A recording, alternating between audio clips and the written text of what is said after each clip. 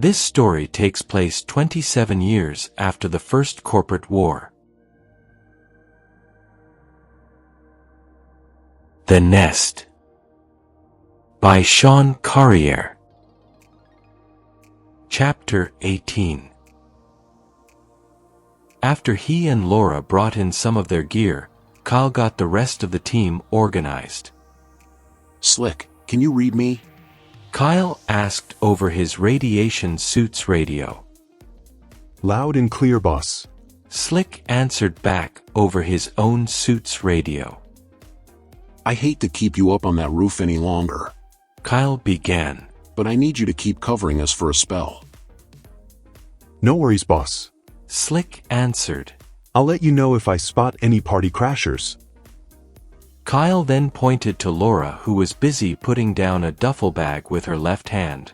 Of course, the wheel woman held her sawed-off double-barrel shotgun in her right hand. Laura, you watch the prisoners. Kyle then pointed to the team's medic. Bench press. Bring in the rest of our gear. When you're done with that, park your van and Laura's truck in the farmer's market next door. I'm on it, boss. Bench press said as he began walking toward the open oak doors. Kyle then pointed at Sam. Sam, you and me are going to set up an ambush. Kyle saw his breacher grinning from ear to ear behind the visor of his suit's helmet. You got it, boss.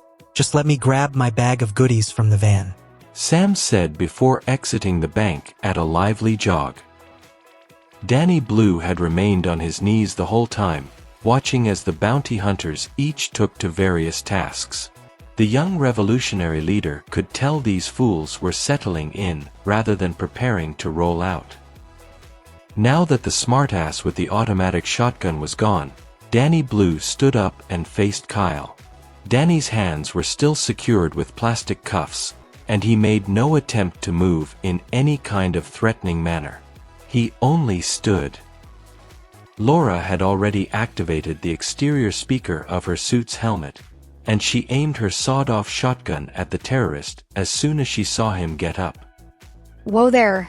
The wheel woman barked. Who the fuck told you to stand up?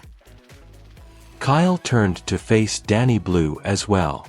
The young bounty hunter and the young terrorist leader stared at each other through the visors of their suits' helmets. Danny Blue finally broke the silence. Why are we not rolling out? You better get back on your knees before I decide to shoot your legs out from underneath you. Laura shouted to her prisoner. Danny Blue ignored the team's driver as he only spoke to Kyle. I'll make this real simple for you, bounty hunter. The terrorist began. Unless we get moving right away, everyone here is going to die. Laura had heard enough. She stepped up alongside Danny Blue before using the twin barrels of her shotgun like a billy club and hitting him across the back of one of his knees. The pain forced Danny to kneel back down again, but he never broke eye contact with Kyle. When the lady gives you an order, I suggest you listen. Kyle said with a grin before turning around and walking back toward the front doors. As Kyle walked out of the bank, he could hear Danny Blue hurling muffled insults from behind him. But the young bounty hunter had too much work ahead of him to care.